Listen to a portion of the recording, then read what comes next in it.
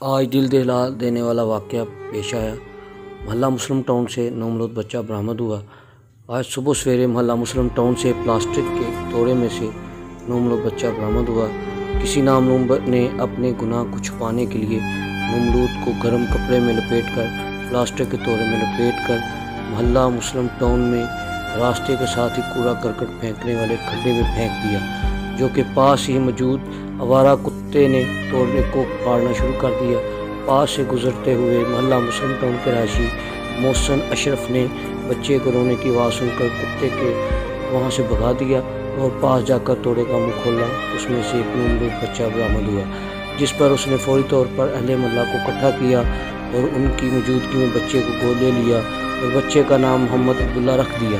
کسی نامعلوم نے دھند کا فائدہ اٹھاتے ہوئے اپنے گناہ چھپانے کی کوشش کی۔ اب تک شہر اور گردنواں میں اس طرح کے کئی واقعات رونما ہو چکے ہیں۔